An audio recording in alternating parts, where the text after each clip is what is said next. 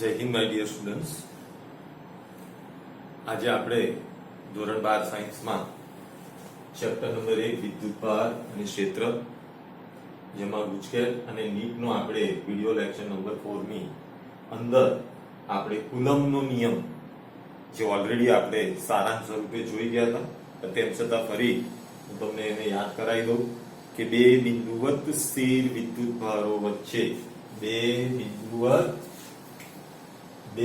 બિંદુવત સ્થિર વિદ્યુતભારો વચ્ચે પ્રવર્તતું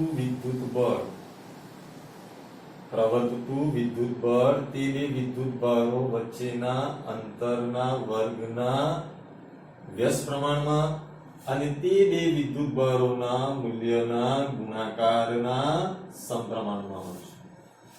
માટે F બરાબર K Q1 Q2 upon R² આપણે લખી શકીએ. જેમ કે કુલમ્બનો સમપ્રમાણ અચળાંક છે, જેની value 9 × 10⁹ newton metre square coulomb inverse 2 છે. K બરાબર કેટલીક વખતે આપણને 1/4π એપ્સિલોન નોટ એ શૂન્ય અવકાશની પરમિટિવિટી છે, આપ સૌ જાણો છો. આમ આપણે કહી શકીએ કે ભાઈ કુલમ્બના નિયમમાં જે વિદ્યુતભારોના મૂલ્યમાં એટલે આપણે F is proportional to Q1 Q2 અને F is proportional to 1/r². એટલે કે જો અંતર ઘટે તો કુલંબીય બળ વધે અને અંતર વધે તો કુલંબીય બળ ઘટે. એવી રીતે વિદ્યુતભારોના મૂલ્યમાં જો વધારો થાય તો કુલંબીય બળ વધે, અને જો વિદ્યુતભારોના મૂલ્યના ગુણાકારમાં ઘટાડો થાય તો કુલંબીય બળ ઘટે. હવે કેટલીક વખતે આપણને માનો કે Q1 અને Q2 નેગેટિવ આપ્યા હોય, એટલે કે Q1 Q2 નો ગુણાકાર <0 હોય તો આ બળ આકર્ષી હોય. કેવું હોય? આકર્ષી પ્રકારનું હોય. અને જો Q1 Q2 is greater than 0 હોય તો આ બળ અપાકર્ષી પ્રકારનું હોય. કયા પ્રકારનું હોય? અપાકર્ષણ થાય, એકબીજાથી દૂર જાય. આ બધી વાત આપણે શૂન્યાવકાશના માધ્યમમાં કરી. જો કોઈ માધ્યમ હાજર હોય તો માધ્યમની હાજરીમાં ઉદ્ભવતું બળ F બરાબર F/K, જ્યાં K ડાઇલેક્ટ્રિક અચળાંક છે. એટલે કે શૂન્યાવકાશમાં જે બળ ઉદ્ભવે છે તેના કરતા કોઈ માધ્યમની હાજરીમાં તે બળ K માં ભાગનું થાય છે, એટલે કે બળ ઘટે છે. કેટલીક વખતે આ F' ને Fm પણ કહેવાય છે, એટલે કે ફોર્સ ઇન મીડિયા. ઓકે, શૂન્યાવકાશનું માધ્યમ તો કાયમ હોય, તો શૂન્યાવકાશના માધ્યમ માટે આપણે k ની કિંમત 9 × 10⁹ લઈ રહ્યા છે. સોરી, k ની વેલ્યુ આપણે એમાં 1 લઈ રહ્યા છે. સોરી, આ ડાઇલેક્ટ્રિક અચળાંકની વાત કરી રહ્યો છું. ઓકે, આઈ એમ એક્સ્ટ્રીમલી સોરી. હવે કુલમ્બના નિયમ પર આધારિત આજે આપણે MCQs જોવાના છે, જેમાં તમને મેં ઓલરેડી PDF ફાઇલ સેન્ડ કરી દીધી છે. એમાંના કેટલાક બોર્ડમાં કેટલીક 12મી એન્ટ્રન્સ એક્ઝામોમાં પૂછાયેલા પ્રશ્નોની આજે હું ચર્ચા કરીશ. થોડા સબ્જેક્ટિવ હશે તો ફક્ત હું વાંચીને તમને સંભળાવીશ અને એના પ્રશ્નોનો આ જવાબ કેમ છે એનું કારણ હું તમને આપીશ. તો MCQ નંબર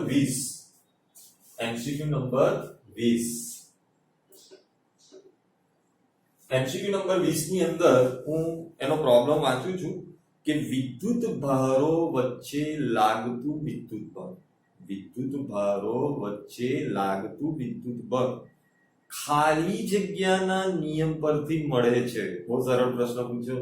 ખાલી જગ્યાના નિયમ પરથી વિદ્યુત ભારો વચ્ચે લાગતું બળ ખાલી જગ્યાના નિયમથી મળે તો કુલમ્બના નિયમથી. ઓપ્શન બી જોવાની જરૂરિયાત નથી. પ્રશ્ન નંબર 21 ની વાત કરીએ કે કુલમ્બના નિયમ અનુસાર બે બિંદુવત સ્થિર વિદ્યુતભારો વચ્ચે લાગતું બળ. બે બિંદુવત સ્થિર વિદ્યુતભારો વચ્ચે લાગતું બળ ડેશ ખાલી જગ્યા. પહેલો ઓપ્શન છે બે વિદ્યુતભારોના મૂલ્યના ગુણાકારના વ્યસ્ત પ્રમાણમાં હોય. ના, બે વિદ્યુતભારોના મૂલ્યના ગુણાકારના તો સમપ્રમાણમાં છે, એટલે પહેલો ઓપ્શન રોંગ છે. બીજો ઓપ્શન બે વિદ્યુતભારોના મૂલ્યના ગુણાકારના સમપ્રમાણમાં છે. તો હા, બે વિદ્યુતભારોના મૂલ્યના ગુણાકારના સમપ્રમાણમાં છે, એટલે આ વાત સાચી છે. બીજા બી જોઈએ. બે વિદ્યુતભારોના મૂલ્યોના ગુણાકારના વર્ગના સમપ્રમાણના અંતરના વર્ગના એટલે બી ખોટો છે. ડી બે વિદ્યુતભારોના મૂલ્યોના ગુણાકારના વર્ગના વ્યસ્તના. તો ઓપ્શન બી આપણા માટે સાચો છે કે બે વિદ્યુતભારોના મૂલ્યના ગુણાકારના સમપ્રમાણમાં છે. ત્યારબાદ 22મો MCQ આપણે જોઈએ કે r અંતરે રહેલા બે વિદ્યુતભારો વચ્ચે લાગતું બળ. r અંતરે રહેલા બે વિદ્યુતભારો વચ્ચે લાગતું બળ ખાલી જગ્યાના સમપ્રમાણમાં હોય છે. ખાલી જગ્યાના સમપ્રમાણમાં હોય છે. હવે એમાં ઓપ્શન આપણને આપ્યા છે.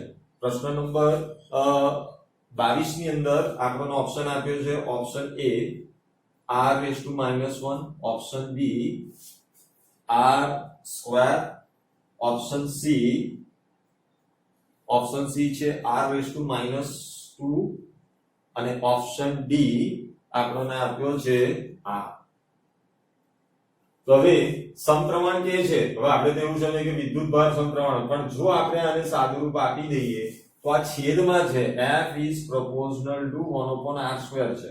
હવે છેદને અંશમાં લઈએ તો f is proportional to r⁻²થાય કે ના થાય? માટે આપણો જવાબ કયો છે? ઓપ્શન સી સાચો છે. Option C. ઉતાવળ નહીં કરવાની, જોવાની. હવે કુલમ્બના નિયમ ના કુલમ્બ અચળાંક k નો એકમ 23મો પ્રશ્ન હવે આપણે જોઈ રહ્યા છે. પ્રશ્ન નંબર 23. સમપ્રમાણ કુલમ્બના અચળાંક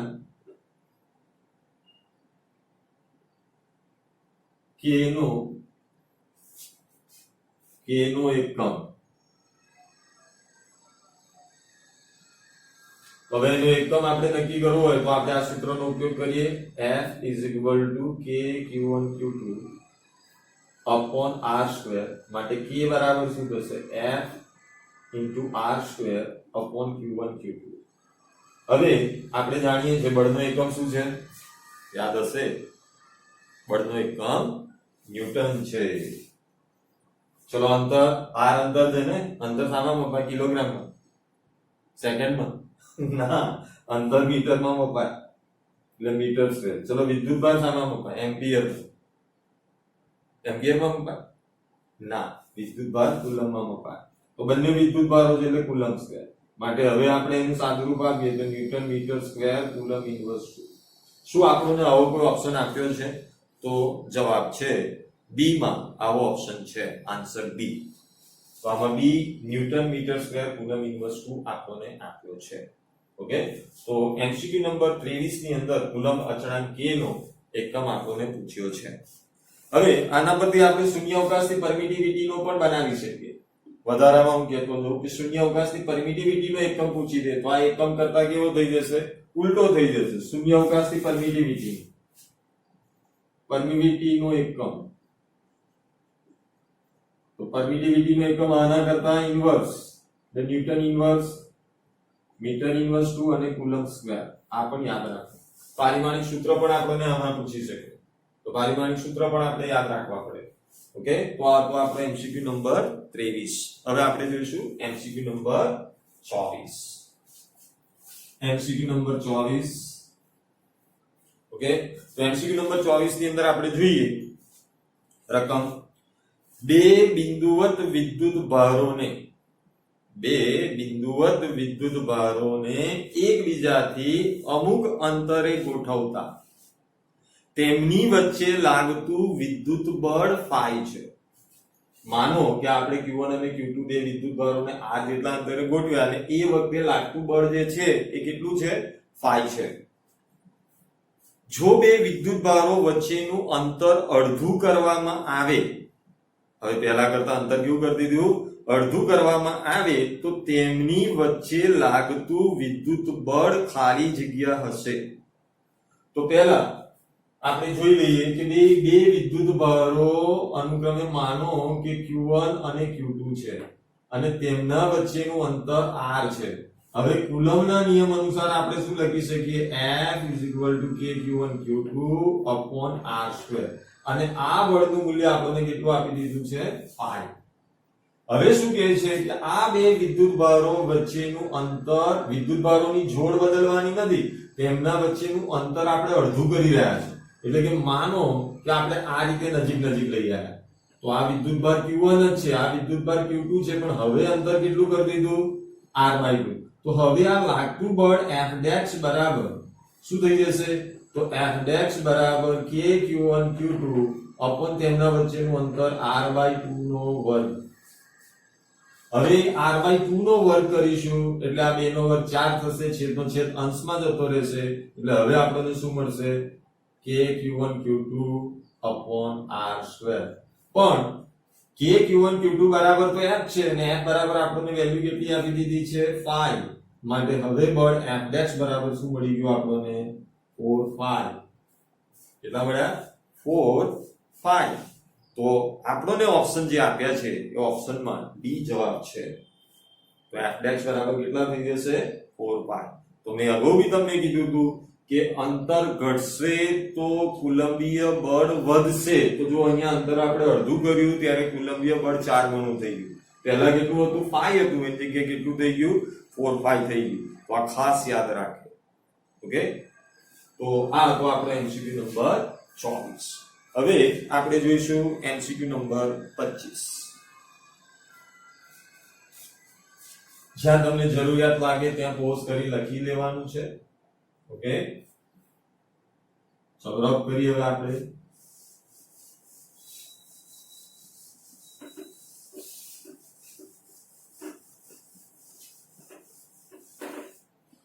MCQ નંબર 25.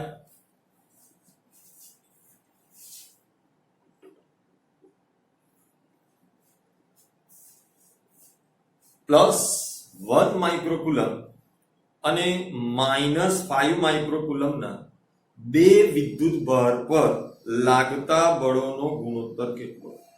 બહુ સરસ પ્રશ્ન પૂછ્યો છે. +1 માઇક્રોકુલમ અને બીજો વિદ્યુતભાર કેટલો આપ્યો છે આપણને? -5 માઇક્રોકુલમ. એટલે કે માનો કે આ Q1 છે ને આ Q2 છે.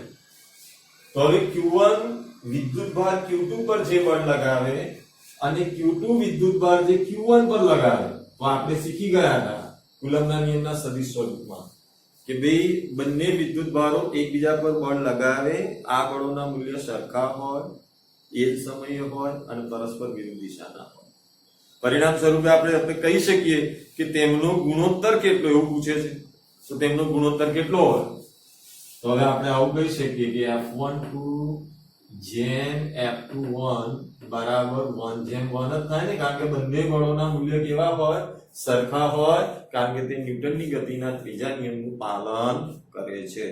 માટે MCQ નંબર 25 માં ઓપ્શન ડી સાચો છે. 1 જેમ 1 કયા નિયમ પર આધારિત છે? કુલમ્બનો નિયમ એ ન્યૂટનના ગતિના ત્રીજા નિયમનું પાલન કરે, તેથી બંને મૂલ્ય સરખા મૂલ્યના, બંને બળો સરખા મૂલ્યના છે, પરસ્પર વિરુદ્ધ દિશાના છે અને એક રેખસ્થ છે. પરિણામ સ્વરૂપે તેમનો ગુણોત્તર 1 જેમ 1 આવે. ઓકે, હવે એના પછીના MCQ તરફ આપણે આગળ વધતા જઈએ. તો એના પછીનો MCQ આપણને આપ્યો છે, રકમ વાંચું છું, MCQ નંબર 26.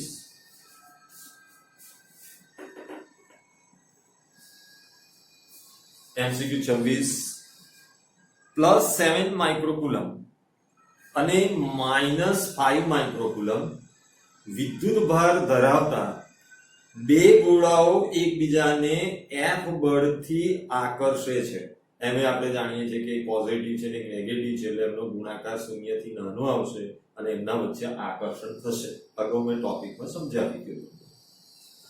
જો બંને ગોળાઓ -2 માઇક્રોકુલમ વિદ્યુતભાર ઉમેરવામાં આવે, બંને ગોળાઓમાં એટલે કે +7 માઇક્રોકુલમમાં અને -5 માઇક્રોકુલમમાં આપણે -2 માઇક્રોકુલમ વિદ્યુતભાર ઉમેરીએ તો તેમની વચ્ચેનું આકર્ષણ બળ ખાલી જગ્યા થશે. તેમની વચ્ચેનું આકર્ષણ બળ ખાલી જગ્યા હશે. ઓકે, તો ચાલો જોઈએ.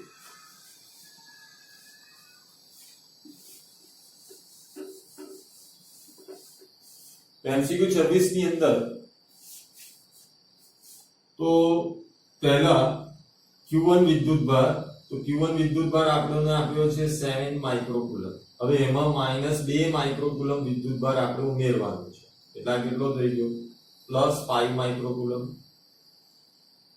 ઓકે, એટલે આ Q1 ડેક્સ ઉમેર્યા પછી હવે એવી રીતે Q2 ડેક્સ જે છે એ આપણને કેટલો આપ્યો છે -5 માઇક્રોકુલમ આપ્યો છે, અને એમાં આપણે -2 માઇક્રોકુલમ કરી રહ્યા છે, તો હવે આપણને કેટલો મળશે 7 માઇક્રોકુલમ. તો તમે જુઓ કે ખાલી વિદ્યુતભારોના મૂલ્ય બદલાય, એટલે કે જે Q1 નું મૂલ્ય હતું, Q1 નું મૂલ્ય કેટલું હતું, તો પહેલા જે બળ હતું F1, તો F1 is proportional to Q1 Q2. તો એમાં Q1 ની વેલ્યુ કેટલી હતી, તો એમાં Q1 ની વેલ્યુ હતી +7 માઇક્રોકુલમ અને Q2 ની કેટલી હતી -5 માઇક્રોકુલમ. હવે કિસ્સો શું થઈ ગયો,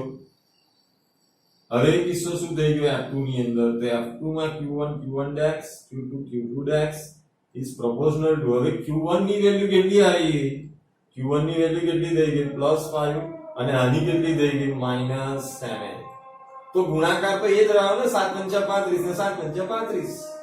પરિણામ સ્વરૂપે આપણને પહેલા જે બળ હતું તે જ બળ મળશે, એટલે કે F1 બરાબર F2 બરાબર F જ છે, એટલે બળમાં કોઈ ફેરફાર ના થયો. ઓકે, તો આ આપણને Rajasthan pre entrance medical entrance test RPT 2002 માં આ પ્રશ્ન આપણને પૂછ્યો હતો, તો ઓપ્શન એ આમાં જવાબ સાચો આવશે. ઓકે, હવે આપણે જોઈશું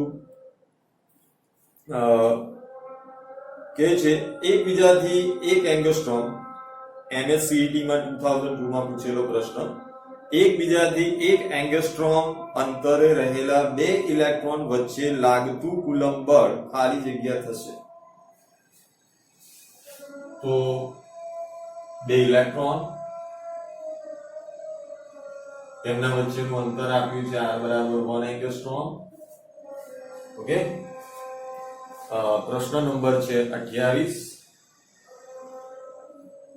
મહારાષ્ટ્ર કોમન એન્ટ્રન્સ ટેસ્ટ ની અંદર આપણને પૂછેલો છે આ મહારાષ્ટ્ર કોમન એન્ટ્રન્સ ટેસ્ટ 2002.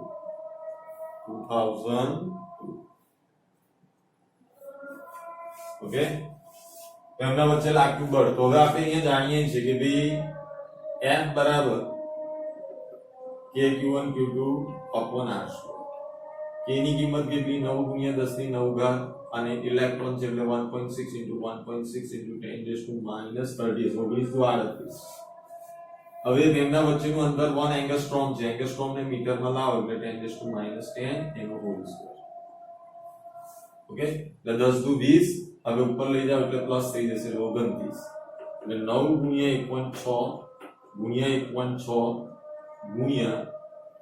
-38. ક્યાંથી આયા 10 × 20, ઉપર લઈ જશો પ્લસ ના 9 29, હવે 9 × 1.6 કરશો એટલે તમને એનું બળનું મૂલ્ય મળી જશે, અને તમને આપેલા ઓપ્શનમાં 2.3 × 10⁻8 ન્યૂટન આપણને જવાબ મળશે. ઓકે, તો MCQ નંબર 28 ની વાત આપણે કરી. હવે આપણે જોઈશું MCQ નંબર 30. R અંતરે રહેલા 2 પ્રોટોન વચ્ચે F કુલમ બળ લાગે છે. 2 આલ્ફા કણોને 2r અંતરે મૂકતા તેમના પર લાગતું બળ ખાલી જગ્યા છે.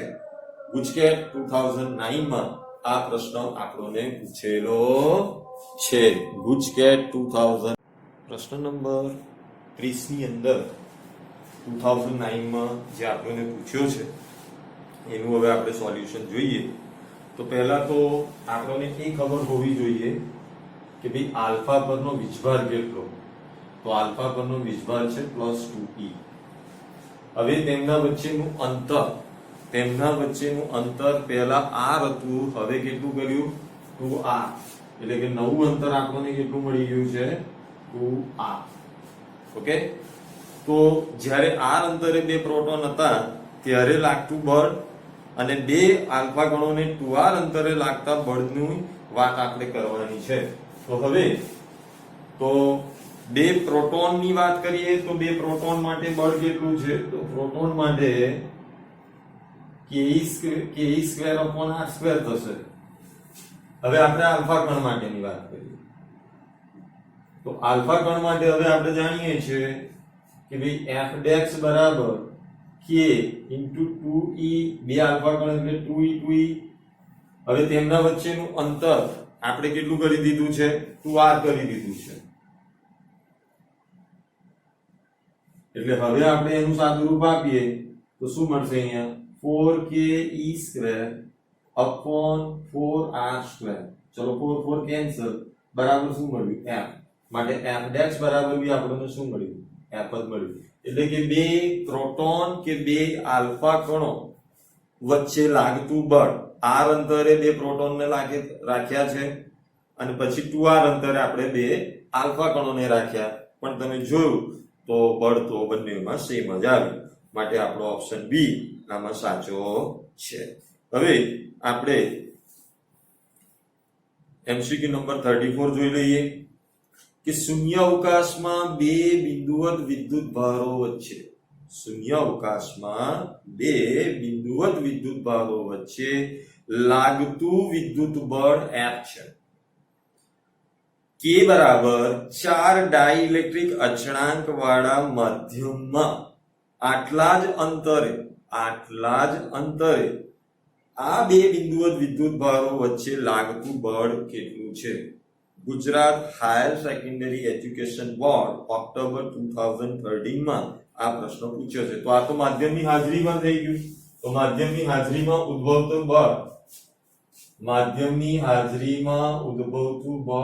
Fm બરાબર F/k. તો પહેલા બળ હતું F, હવે k કેટલો ડાઇલેક્ટ્રિક અચળાંક આપ્યો છે? 4. એટલે જવાબ શું આવશે? F/4. અથવા શબ્દોમાં લખી દે તો આપણે એને શું કહીશું કે પહેલા કરતા તે ચોથા ભાગનું થાય છે. ઓકે, પહેલા કરતા લાગતું બળ જે છે એ કયા ભાગનું થાય છે? ચોથા ભાગનું થાય છે. ઓકે, ચલો હવે એના પછી એમસીક્યુ નંબર 35 આપણે જોઈશું. આજે આપણે બધા કુલમ્બના નિયમ પર આજનો જે વિડિયો લેક્ચર નંબર 4 જે છે એ કુલમ્બના નિયમ પર આધારિત એમસીક્યુ ની હું ચર્ચા કરી રહ્યો છું. તમારી પાસે ઓલરેડી એનું મટીરીયલ પહોંચી ગયું છે તો બરાબર સારી રીતે તૈયાર કરે. તો ચાલો, એક ચોરસના 3 શિરોબિંદુઓ પર એક સરખા 3 વિદ્યુત ભારો મૂક્યા છે. એક ચોરસ એના શિરોબિંદુ પર એક સરખા 3 વિદ્યુત ભારો મૂક્યા છે. Q1 અને Q2 વિદ્યુત ભાર વચ્ચે લાગતું બળ F12. Q1 અને Q2 વચ્ચે લાગતું બળ F12 અને Q1 અને Q3 વચ્ચે લાગતું બળ F13 છે. તો F12 અને F13 નો ગુણોત્તર કરો. બહુ સરસ પ્રશ્ન પૂછ્યો છે. એમસીક્યુ નંબર 35 ખરેખર સમજવા લાયક છે. તો પહેલા આપણને સમમિતિ કઈ આપી છે? ચોરસ. તો હવે આપણે કોમન સેન્સ દોડાવવી પડે કે ચોરસની બધી બાજુઓનું માપ કેવું હોય? એક સરખું. તો માની લો કે ચોરસની બાજુઓનું માપ કેટલું લઈ લીધું મેં? 8. હવે શિરોબિંદુ પર આપણે વિદ્યુતભાર Q1 મૂક્યો, પછી કયો મૂક્યો છે? Q2 અને Q3. હવે આપણને આ આપી દીધું છે F12. તો આ જે બે વચ્ચે બળ Q1 અને Q2 વચ્ચે લાગતું બળ F12 બરાબર k Q1 Q2 અપોન તેમના વચ્ચેનું અંતર. તો તેમના વચ્ચેનું અંતર કેટલું છે? r². એટલે કે k Q1 Q2 upon r² આપણને મળી ગયું. ઓકે, હવે Q3. તો Q1 અને Q3 વચ્ચેનું અંતર આ થાય ને. તો Q1 અને Q3 વચ્ચેનું અંતર આ કરીએ તો આ તો પાયથાગોરસ પ્રમેય અનુસાર કર્ણ થયો, અને કર્ણ શોધવો હોય એટલે કે Q1 અને Q2 વચ્ચેનું અંતર જાણવું હોય તો આપણે શું કરવું પડશે? વર્ગમૂળમાં r² + r². r² + r² એટલે શું થશે? 2r². હવે એનું વર્ગમૂળ કાઢીએ એટલે √2r. એટલે અંતર મળી ગયું. હવે આપણે બળ લખી શકીએ F13 બરાબર k Q1 Q3 upon √2r એનો વર્ગ. √2r એનો વર્ગ એટલે શું થશે? હવે k Q1 Q3 upon 2r² આવું થઈ જશે. હવે આપણને એમ કીધું છે કે Q1 Q2 ને Q3 તો બધા સરખા છે, પણ આપણે પૂછ્યું છે F12 અને F13 નો ગુણોત્તર. એટલે હવે આપણે એનો ગુણોત્તર કરી નાખીએ. તો એનો ગુણોત્તર કરીશું તો હવે Q1 Q2 અને Q3 બધા સરખા છે, એટલે હવે આપણે આવું લખી શકીએ કે KQ²/R². અને આની જગ્યાએ શું લખીશું આપણે KQ²/2R². ચલો આ કેન્સલ આઉટ. હવે છેદનો છેદ અંશમાં જતો રહે, એટલે F12/F13 બરાબર શું આવશે? 2 આવશે. ઓકે, એટલે આપણને ઓપ્શન કયો આપ્યો છે? તો હવે 2 ના છેદમાં 1, એટલે આને છેદમાં 1 પણ આપણે લખીશું તો કોઈ ઇશ્યુ નથી. એટલે આપણને ઓપ્શન આપ્યો છે બી, એ આપણો જવાબ સાચો છે. ઓકે, કયો જવાબ સાચો છે આપણો? બી. હવે આપણે એમસીક્યુ નંબર 37 જોઈએ. એકબીજાથી 0.6 મીટર અંતરે રહેલા એકબીજાથી 0.6 મીટર અંતરે રહેલા બે સમાન વિદ્યુત ભારો એકબીજાને 10 ગ્રામ વજન બળથી અપાકર્ષે છે. એકબીજાને 10 ગ્રામ વજન બળથી અપાકર્ષે છે, તો દરેક વિદ્યુત ભારનું મૂલ્ય ખાલી જગ્યા થશે. દરેક વિદ્યુત ભારનું મૂલ્ય ખાલી જગ્યા થશે. તો હવે આપણે જાણીએ છીએ એમસીક્યુ નંબર તમારો છે 37. તો અહીંયા કુલંબીય બળ અને વજન બળને આપણે શું કરીશું? સરખાવીશું. તો કુલંબીય બળ કયું છે આપણું? KQ²/R². વજન બળ કેટલું થાય? mg. હવે આમાંથી આપણે q ને સૂત્રનો કરતા કરીશું, એટલે q² ને સૂત્રના કરતા કરીશું. તો q² બરાબર mg/r². ચલો દળ તમને આપી દીધું છે. દળ કેટલું આપ્યું છે? 10 ગ્રામ. ગ્રામને સામા લાવવા પડશે કિલોગ્રામમાં. ગુરુત્વ પ્રવેગ છે 10 મીટર સેકન્ડ ઇન્વર્સ ટુ 9.8, પણ આપણને 10 આપ્યું છે તાકી ગણતરી સરળ રહે. હવે તેમના વચ્ચેનું અંતર 0.6 મીટર છે. તેમના વચ્ચેનું અંતર 0.6 અને 0.6 નો વર્ગ કરીશું એટલે કેટલા આવશે? 0.36. કે 9 × 10⁹. હવે સાદુરૂપ આપીશું અને જે આવે એનું પછી આપણે વર્ગમૂળ કાઢીશું. એટલે આનું સાદુરૂપ તમે આપશો તો 9 × 36 એટલે 4 × 10⁻². 10⁻². ચલો એનું વર્ગમૂળ કાઢો. એનું વર્ગમૂળ કાઢશો એટલે 2, અને આનું વર્ગમૂળ કાઢો એટલે 10⁻1 એટલે 0.2. તો કેટલો વિદ્યુતભાર છે? 0.2 કુલમ. Q² 2 × 10⁻12 આવશે. સોરી, અહીંયા 10⁻12 એટલે કે 2 × 10⁻6 એટલે 2 માઇક્રોકુલમ. ઓકે, ઘાતાંકોનું સાદુરૂપ જોઈ લઈશું. 9 ને 3 12. ઓકે, ચાલો એટલે અહીંયા પણ આવશે 10⁻12. 12 નું વર્ગમૂળ કાઢશો એટલે 6 આવશે. ઓકે, ચલો હવે તો 2 માઇક્રોકુલમ. પ્રિન્ટિંગ મિસ્ટેક હોય તો થોડું સુધારી લેજો, મે બી પોસિબલ. હવે 45 માં આપણે જોઈએ કે સમાન વિદ્યુત ભાર ધરાવતા બે સમાન ગોળાઓ આધાર બિંદુથી સરખી લંબાઈની અવાહક દોરી વડે લટકાવેલા છે. જ્યારે તેમને કોઈ પ્રવાહીમાં ડુબાડવામાં આવે ત્યારે બે દોરી વચ્ચેનો કોણ જ્યારે ગોળા હવામાં હતા ત્યારે તેટલા જ છે.